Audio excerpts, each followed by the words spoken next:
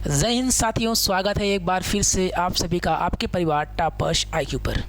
जैसा कि आप लोगों ने पिछले वीडियो पे जो अपना रिस्पॉन्स दिखाया उसके लिए मैं तहे दिल से आप लोगों का शुक्रिया अदा करना चाहता हूँ।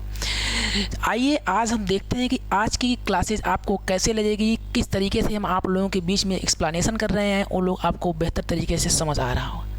गुड मॉर्निंग सभी को, सभी लोग जल्दी जल्दी जुड़ जाइए।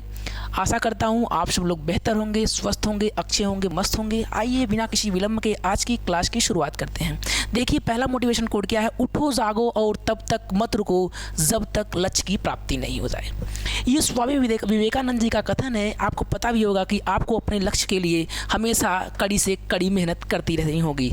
देखिए आज की क्लास का पहला क्वेश्चन है कि दक्षिणी अमेरिका के शीत शीतोष्ण के पास स्थलों को क्या कहते हैं। ठीक, आइए आपको बताते हैं एक मैप के थ्रू साउथ अमेरिका की जो घास के मैदान है, उन सब घास के मैदानों के बारे में हम अच्छे से डिस्कस करेंगे। देखिए आपका ये क्या है, आपका ये लाइन इक्वेटर आपको दिख रहा होगा। ये क्या है, भूमध्य रेखा लिखा है यहाँ पे, भूमध्य रेखा, इसी को बोलते हैं इक्वेटर को बोलते हैं भूमध्य रेखा। ये कितने होती है, 0 डिग्री को ही इक्वेटर, भूमध्य रेखा या विषुवत रेखा कहते हैं। उसके ऊपर विषुवत रेखा के जस्ट ऊपर 23.5 डिग्री, क्या 23.5 डिग्री नॉर्थ की तरफ जाएंगे हम, तो इसे बोलते हैं कर्क रेखा। क्या, कर्क रेखा। और कर्क रेखा को ही बोलते हैं ट्रॉपिक ऑफ कैंसर। क्या, ट्रॉपिक ऑफ कैंसर, ये कर्क रेखा को बोलते हैं। 23.5 डिग्री ऊपर गए हैं तो भूमध्य रेखा से 23.5 डिग्री जस्ट नीचे, कितना 23.5 डिग्री जस्ट नीचे यानी साउथ में जाएंगे तो मकर रेखा, इसे हम क्या बोलते हैं, ट्रॉपिक ऑफ कैप्रिकॉर्न। क्या, टॉपिक ऑफ कैप्रिकॉर्न, क्या कैप्रिकॉर्न। ठीक, टॉपिक ऑफ कैप्रिकॉर्न किसे बोलते हैं, मकर रेखा को बोलते हैं।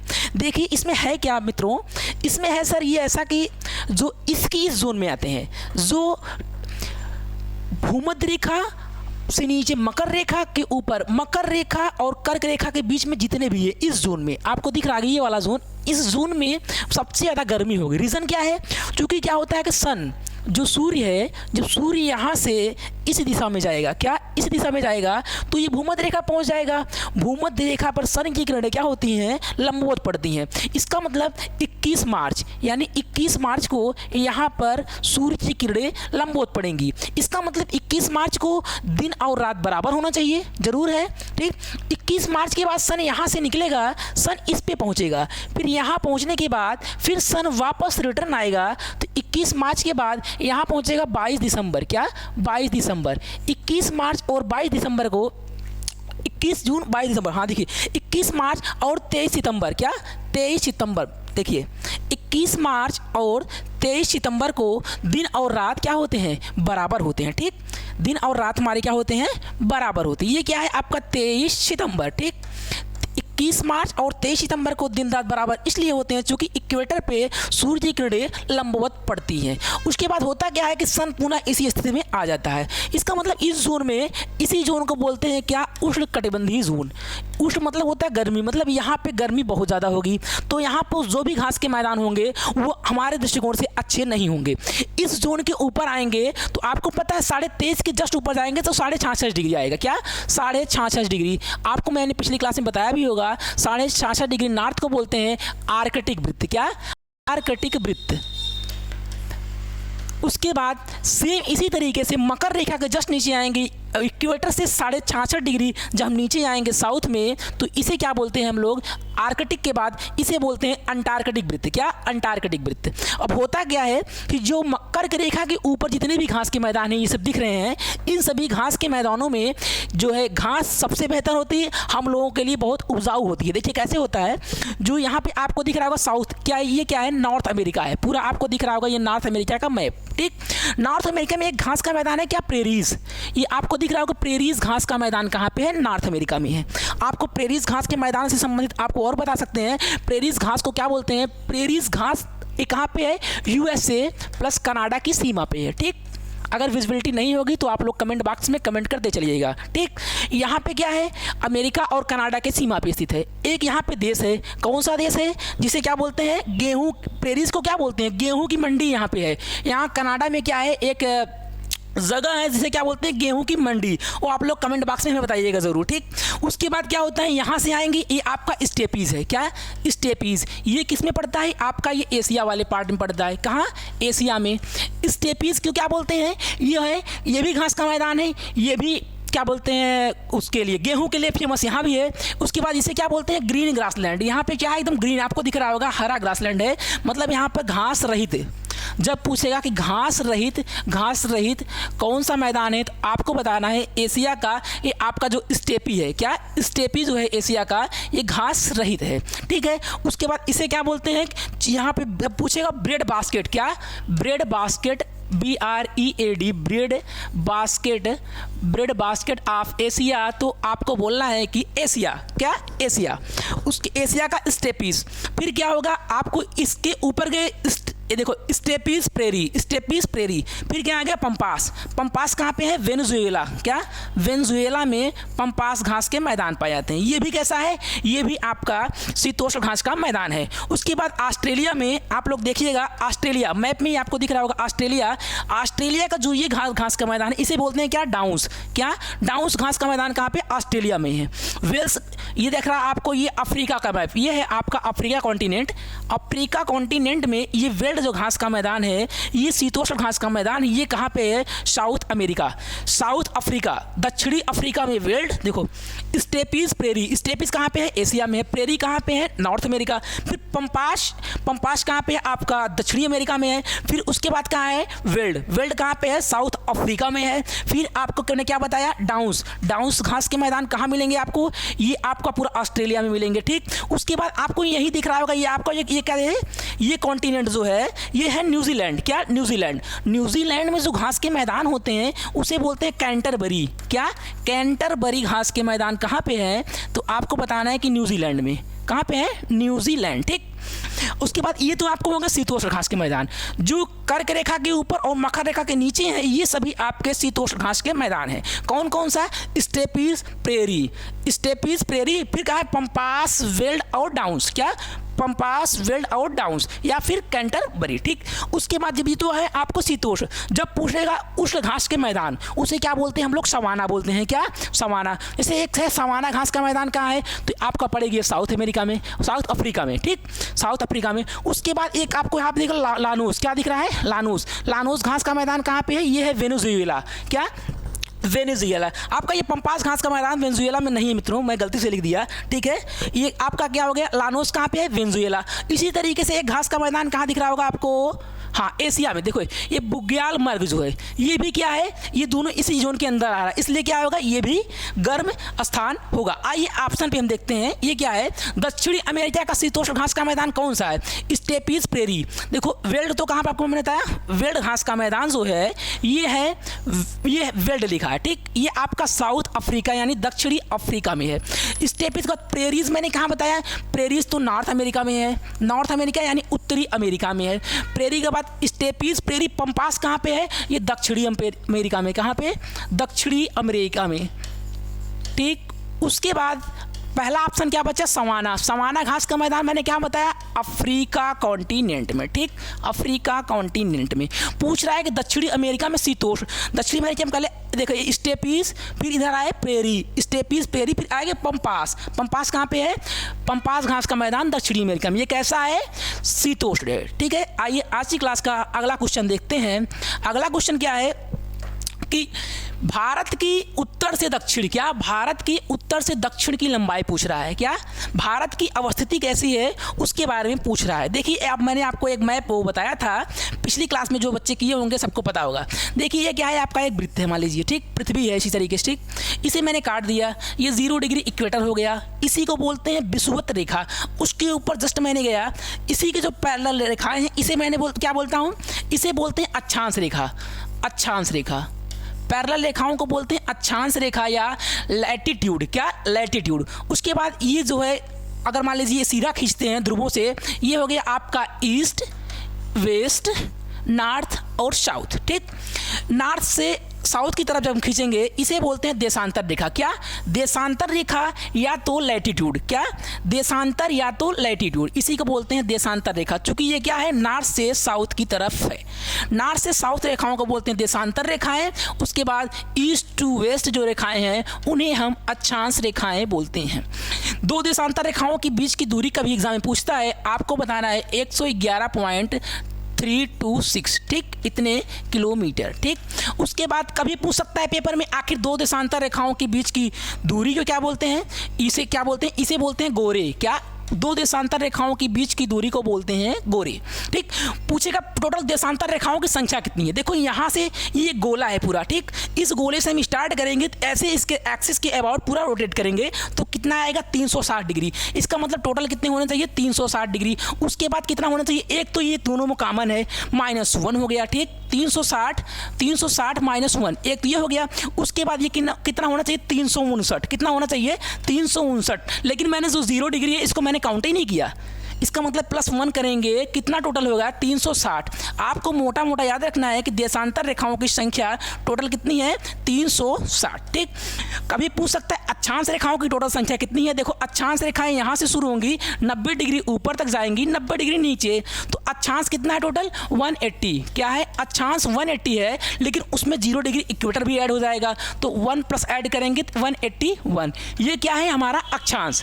देशांतर कितना है, 360 देशांतर है। ये क्या है आपका अक्षांश रेखा। ठीक, ये तो मैंने आपको एक मोटा मोटा बता दिया। देखिए यहाँ पे मैप लगा होगा, हाँ देखिए मैप के थ्रू आपको बताने का पूरा प्रयास करेंगे, आप लोग बेहतर समझेंगे, यही आशा करते हैं। देखिए आपको पूछा है कि यहाँ से यहाँ, देखो ये आपका ईस्ट हो गया, ईस्ट के बाद ये वेस्ट हो गया। ठीक, ये ऊपर नॉर्थ और नीचे साउथ। ठीक, ईस्ट में क्या है, आपको लिखा है 97.25, क्या 97 डिग्री 25 मिनट, और इधर क्या लिखा है 68.7 मिनट। ठीक, 68 डिग्री 60 मिनट से लेकर के 97 डिग्री 25 मिनट, ये आपका क्या है, पूर्वी देशांतर। क्या, पूर्वी अक्षांश, सॉरी देखिए आप लोग क्या है, पूर्वी अक्षांश। ठीक है, 68 डिग्री 7 मिनट से 97 डिग्री 25 मिनट पूर्वी अक्षांश, ये भारत की यह क्या लंबाई है, ईस्ट टू वेस्ट, कितना है 2933 किलोमीटर, कितना है 2933 किलोमीटर। ठीक, उसके बाद पूछेगा पहला इसका पूर्वी बिंदु क्या है, मैंने आपको बताया था पूर्वी बिंदु क्या है, किबुथु, कहाँ पे है, अरुणाचल प्रदेश में है।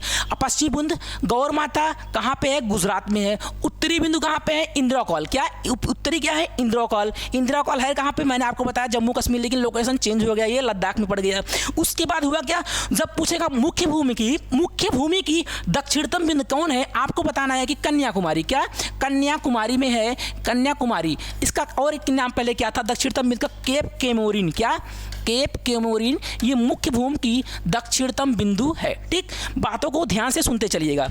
उसके बाद देखिए इसका 37 डिग्री 6 मिनट से लेकर के 8 डिग्री 4 मिनट तक ये नॉर्थ से साउथ का विस्तार है। ये है कितना टोटल, 3214 किलोमीटर। ठीक, ये है। उसके बाद पूछा क्या है, आपको बता दें जब पूछेगा भारत का दक्षिणतम बिंदु क्या है, तो अंडमान निकोबार में जो 6 डिग्री 45 मिनट, कितना 6 डिग्री 45 मिनट, ये जो अक्षांश रेखा है 6 डिग्री 45 मिनट पे, ये दक्षिणतम बिंदु है। इसमें क्या है, दक्षिणतम बिंदु क्या है, इंदिरा पॉइंट। क्या, इंदिरा पॉइंट, इंदिरा पॉइंट का भारत का सबसे दक्षिणतम बिंदु है, जो कहाँ पे है, अंडमान निकोबार में है। 6 डिग्री 45 मिनट के अक्षांश के पैरेलल है। ठीक, मैंने ये बता दिया। पूछ सकता है कभी मैप में, मान लीजिए आपको थोड़ा एक मोटा मोटा आंकड़ा लेते चलिएगा, मान लीजिए कहीं मैप में पूछ सकता है कि आखिर भारत के जो कितने राज्य जो हैं समुद्री सीमा से लगे हैं, भारत की टोटल समुद्री सीमा से कितने राज्य लगे हैं, आपको ये बताना है। कितने राज्य स्थलीय सीमा से लगे हैं, देखिए स्थल से पूछेगा तो स्थल अवरुद्ध केवल क्या है, एक यहाँ पे है आपका अफगानिस्तान, मैप में पूरा दिख नहीं रहा है, लेकिन एक क्या है अफगानिस्तान, दूसरा मेरा क्या है चाइना, दूसरा क्या है चाइना, तीसरा क्या है भूटान, फिर क्या है नेपाल।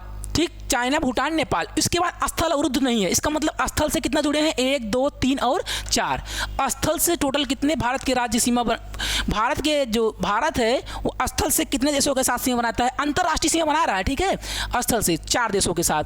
जब पूछेगा पानी के साथ यानी जलीय सीमा के साथ, आपको बताना है टोटल कितने, 7 जलीय सीमा के साथ भारत के कितने राज्य सीमा बनाते हैं, तो 7। ठीक, कैसे 7, पहला आएगा आपका पाकिस्तान, उसी के जस्ट नीचे आपका यहाँ पे है मालदीव। क्या, मालदीव, ध्यान दीजिएगा, मालदीव एक ये हो गया, 2 नंबर पे मालदीव, तीसरे पे आपको श्रीलंका दिख ही रहा होगा, 4 नंबर पे आप आइएगा बांग्लादेश पे, फिर क्या आएगा 5 नंबर पे म्यांमार, फिर यहाँ पे है थाईलैंड, म्यांमार थाईलैंड, फिर क्या है आपका यहाँ पे जस्ट लटका हुआ इंडोनेशिया। क्या? इंडोनेशिया। देखो म्यांमार थाईलैंड इंडोनेशिया 3 ये हो गए, चौथा ये, 5वां 6वां 7वां। ठीक, इसका मतलब टोटल कितने हो गए? भारत की सीमा कितने देशों के साथ इंटरनेशनल बाउंड्री बनाती है? तो आपको बताना है 11। जब पूछेगा कि जब जलीय पूछेगा तो आपको बताना है कि 7 देशों के साथ जलीय सीमा।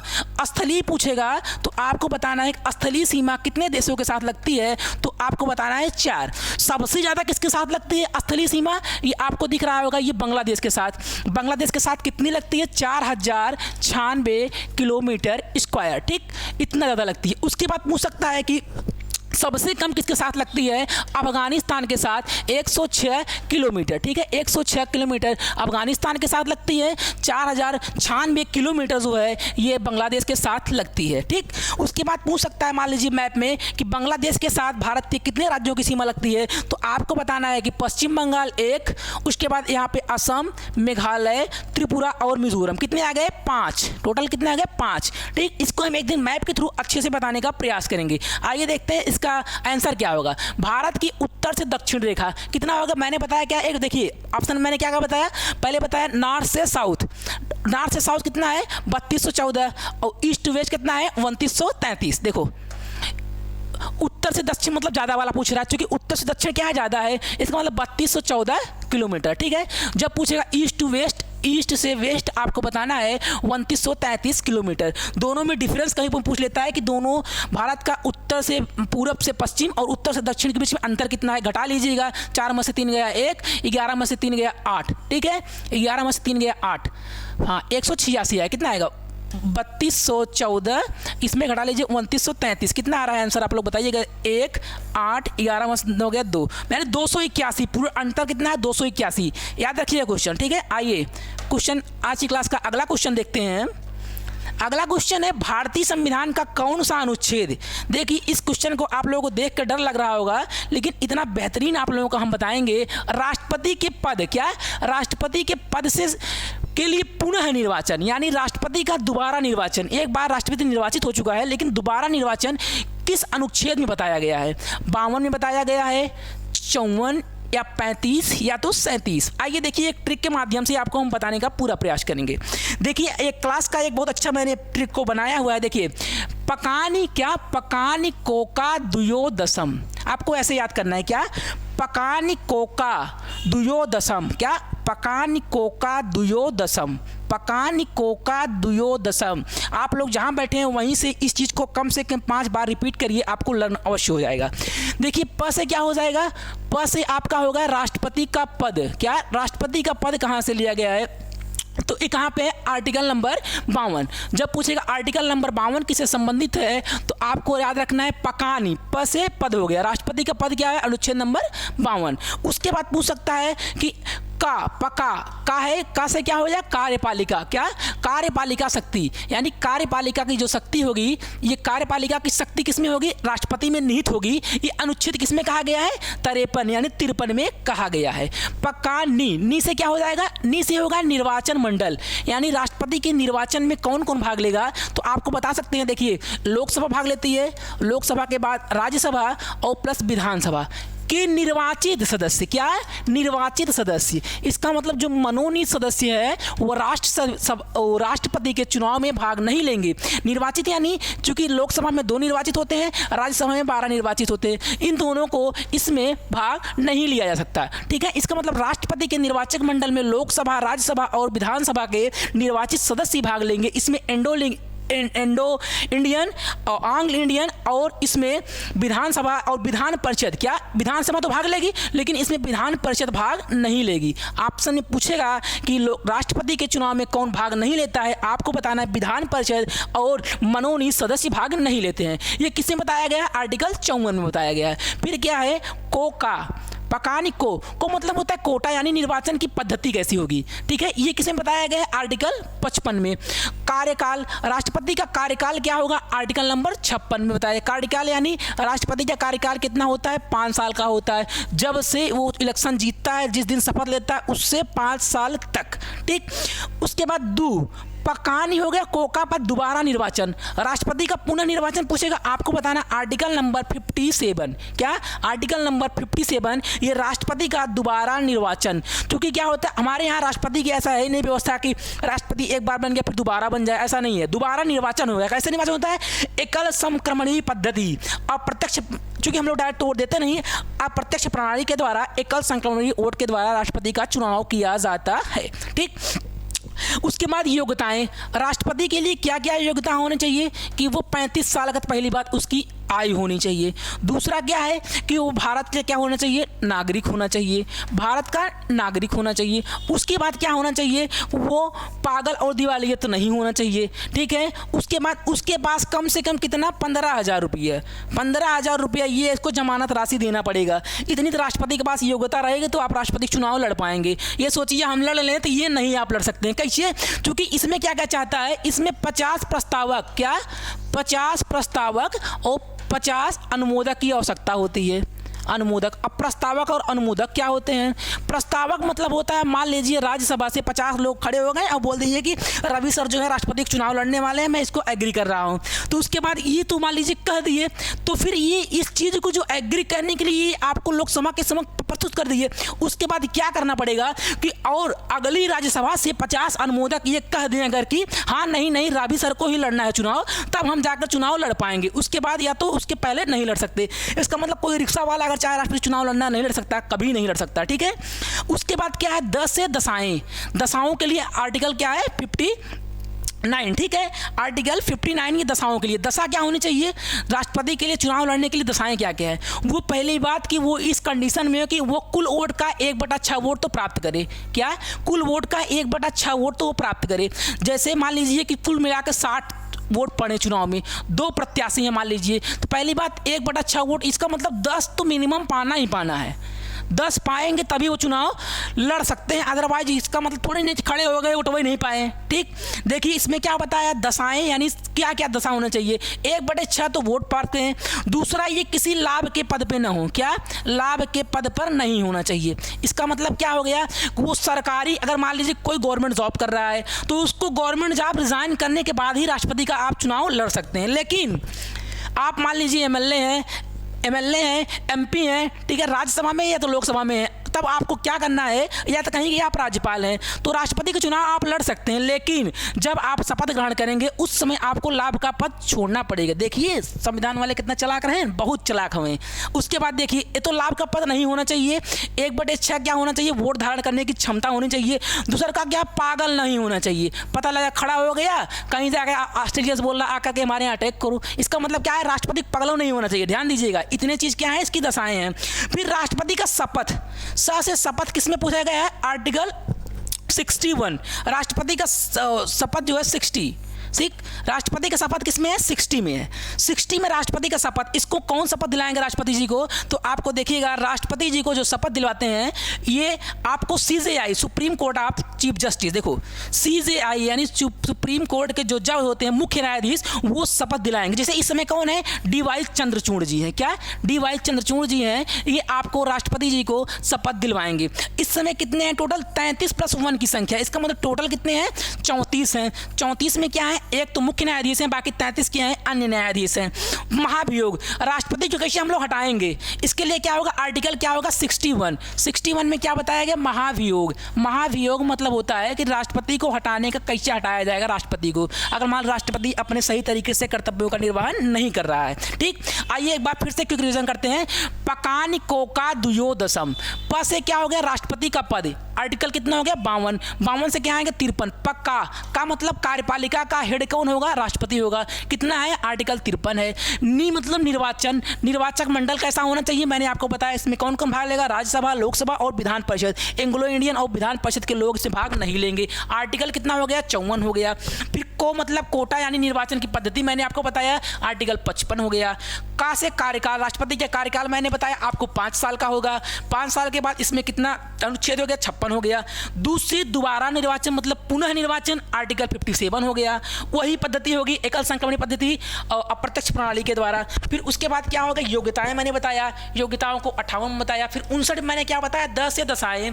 फिर स से शपथ को 61 में 60 में बताया, महाभियोग को मैंने 61 में बताया। एक और है अनुच्छेद 72 जो है, अनुच्छेद 72 राष्ट्रपति के क्षमादान। क्या है? अनुच्छेद 72 राष्ट्रपति का क्षमादान। देखिए इसमें क्या पूछा गया है कि कौन सा अनुच्छेद राष्ट्रपति के पद के लिए पुनः निर्वाचन, यानी पकानी कोका दुयोदशम, क्या दुयोदशम, इसको आप लोग 2-3 बार लर्न करेंगे, याद हो जाएगा। देखो 52, 53, 54, 55, 56, 57, दो मतलब दोबारा निर्वाचन, आर्टिकल नंबर 57। इसका मतलब ऑप्शन नंबर डी हमारा क्या है, सही है। आप लोग आशा करते हैं बहुत बेहतर तरीके से इसको समझे होंगे। आइए आज की क्लास का अगला क्वेश्चन देखते हैं। अगला क्वेश्चन है कि संविधान के किस अनुच्छेद में, क्या संविधान के किस अनुच्छेद में शोषण के विरुद्ध अधिकार का वर्णन किया गया है। देखिए मैंने आपको क्या बताया था, आर्टिकल 14 से 18, क्या आर्टिकल 14 से मैंने 18 बताया, क्या समता का अधिकार, क्योंकि संविधान के भाग 3 में मौलिक अधिकार है, मौलिक अधिकार भाग 3 में है। भाग 3 के अंतर्गत 6 प्रकार की मौलिक अधिकार की बात कही गई। 6 प्रकार के मौलिक अधिकार में पहला है अनुच्छेद 14 से 18 तक है समता का अधिकार, ठीक, समता का अधिकार। उसके बाद अनुच्छेद 23 से 24 क्या है, देखिए इसको मैंने एक पीपीटी के माध्यम से आपको समझाने का पूरा प्रयास करते हैं। देखिए इसमें लगा है, ठीक, इसमें क्या है, ट्रिक क्या है, समस्त शोध संस्कृति का उपचार है, ये एक ट्रिक है। क्या मौलिक अधिकार को याद करने का ट्रिक क्या है, समस्त शोध संस्कृति का उपचार है। ये कैसे, समस्त यानी सम से, पहले सम से याद आइए, सम से समानता का अधिकार। ये कहाँ से है, 14 में 4 जोड़ेंगे 18 तक, इसका मतलब इसमें 4 याद कर लिया जाएगा। फिर आधा स और तस अस्त, देखिए यहाँ पे क्या है, स्वतंत्रता, क्या स्वतंत्रता का जो अधिकार है, आर्टिकल 19 से 22, इनमें 4 था, इसमें क्या आ गया, 3 हमारा आ गया। देखिए फिर समस्त शोध से आ जाए क्या, शोषण के विरुद्ध अधिकार किसमें है, आर्टिकल 23 से लेकर के 24 तक, ठीक। शोध ध से क्या होगा, धार्मिक स्वतंत्रता, यानी पूजा पाठ, ये जो है आर्टिकल कितने हैं, 25 से लेकर के हमारा किसने है, 28 तक, क्या 25 से लेकर के 28 तक। फिर 5वां क्या है, समस्त शोध संस्कृति का उपचार। संस्कृति क्या है, संस्कृति तथा शिक्षा संबंधी अधिकार जो दिया गया है, ये आपका आर्टिकल 29 से कितना है, 30 तक है, ठीक, 29 से कितना है, 30। फिर उपचार यानी संवैधानिक उपचारों का अधिकार, ये आपका आर्टिकल नंबर 32 है। मैंने इसको कल बताया था कि भीमराव अंबेडकर जी ने इसे संविधान की आत्मा कहा। वैसे संविधान की आत्मा यानी संविधान का भाग यानी भाग प्रस्तावना को कहा जाता है। संविधान की रीढ़ जब पूछेगा आपको बताना है, आर्टिकल 19 को संविधान की रीढ़ कहते हैं। देखिए अब आइए आपको क्वेश्चन देखते हैं। क्वेश्चन क्या है, किस शोषण का विरुद्ध अधिकार किसमें है। आपको मैंने क्या बताया, 19 से 22 क्या है, ये आपका स्वतंत्रता का अधिकार है। क्या स्वतंत्रता का अधिकार, आर्टिकल 19 से 22। 25 से 30 मैंने क्या बताया, आर्टिकल 25 से 30 तो है ही नहीं भाई। उसके आर्टिकल 23 से 24 किसने बताया, 23 से 24 जो है यही है आपका शोषण के विरुद्ध अधिकार। 14 से 18 मैंने बताया समता का अधिकार। देखिए उसमें क्या है, मैंने आपको 14 से 18 तो बता ही दिया। उसके पहले आप देखिए 19, आज मैं आर्टिकल नंबर 19 को पूरी तरीके से खत्म करने का पूरा प्रयास करूंगा। देखिए आर्टिकल 19 में क्या कहा गया है, 19 में यह कहा गया है कि आर्टिकल 19 में आपको पहला जो है विचार और अभिव्यक्ति की स्वतंत्रता, क्या विचार तथा अभिव्यक्ति की स्वतंत्रता। इसका मतलब क्या है, इसका मतलब यह है कि आप कहीं कुछ भी बोलने के लिए स्वतंत्र हो।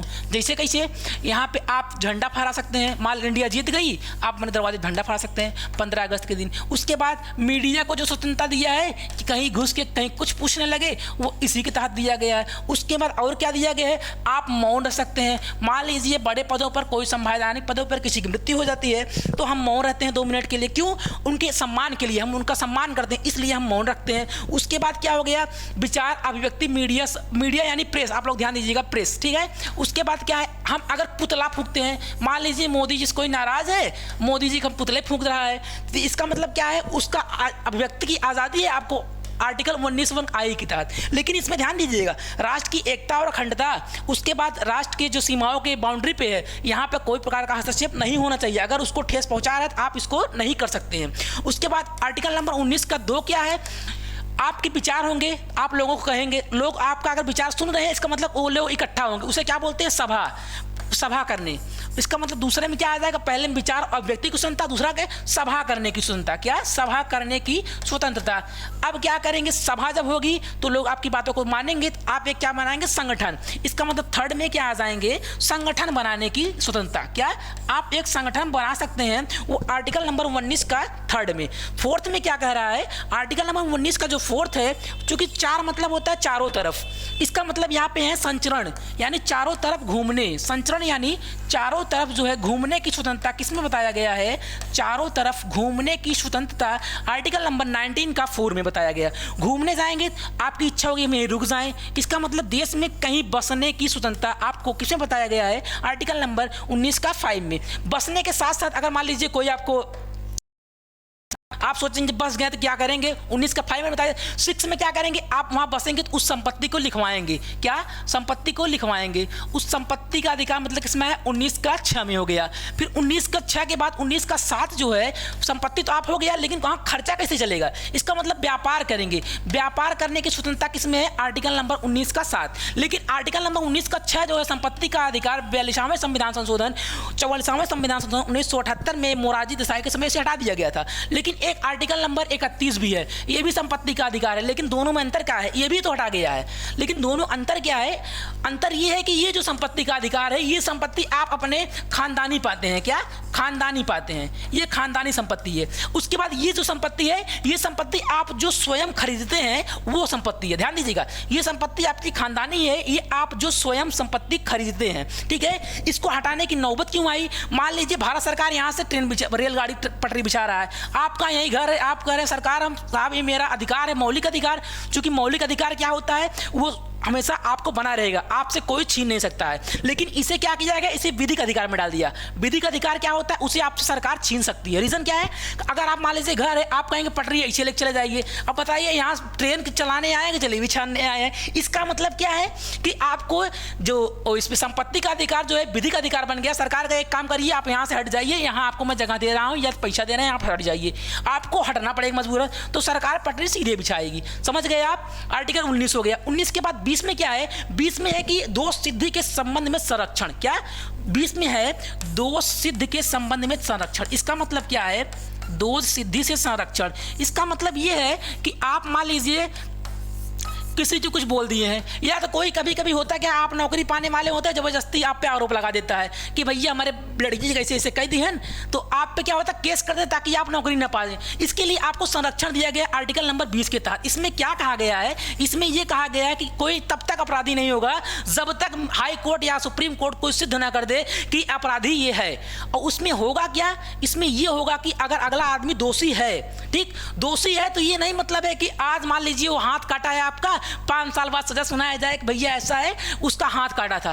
तो ये याद करिए, मुगलों का जमाना, हाथ का बदला हाथ, गला का बदला गला, ऐसा नहीं है। ठीक है, उसी जमाने के हिसाब से आपको दिया जाएगा। ठीक है, ये थोड़ी ना आपको मुगलों का याद करिए, उसमें हाथ काटा गया था 5 साल बाद भी हाथ का, ऐसा कुछ नहीं है। जो प्रावधान उस समय रहेगा वही प्रावधान अब भी रहेगा। उसके बाद तीसरा क्या है, तीसरा इसमें मान लीजिए दोष सिद्धि के संरक्षण मिल गया। इसमें मैंने आपको क्या बताया कि जो अपराध कर रहे हैं अभी, इसी के हिसाब से आपको क्या होगा, आपको उसी के हिसाब से चाहे 10 साल बाद भी वही सजा मिलेगी। उसके बाद क्या होगा, इसमें आपको न्यायालय के समक्ष बाध्य नहीं किया जाएगा कि जबरदस्ती नहीं बोल, तू बोला एक शब्द कि नहीं तू यही कांड किया, जबरदस्ती आपसे नहीं बुलवाया जाएगा, आप स्वतंत्र हैं। ठीक, आप इसको ध्यान रखिएगा। मैंने आपको क्या बताया, शोषण के विरुद्ध अधिकार आर्टिकल नंबर 23 से 24। आइए आज की क्लास का अगला क्वेश्चन देखते हैं। आशा करता हूं आप लोगों को बहुत बेहतर समझ में आ रहा होगा। ये आपको पहचान में आ रहा है कि नहीं, ये आपके क्या है, नए नए अभी वाइस प्रेसिडेंट बने हैं, यानी उपराष्ट्रपति जी हैं। ये आएंगे कौन उपराष्ट्रपति जी हैं, आपके जगदीप धनखड़ जी। क्या, जगदीप धनखड़ जी हैं, धनखड़, ये नए नए आपके राष्ट्रपति बन के अभी आए हुए हैं। आपको ये दिख रहा होगा प्रेसिडेंट जी हैं, कौन है आपकी प्रेसिडेंट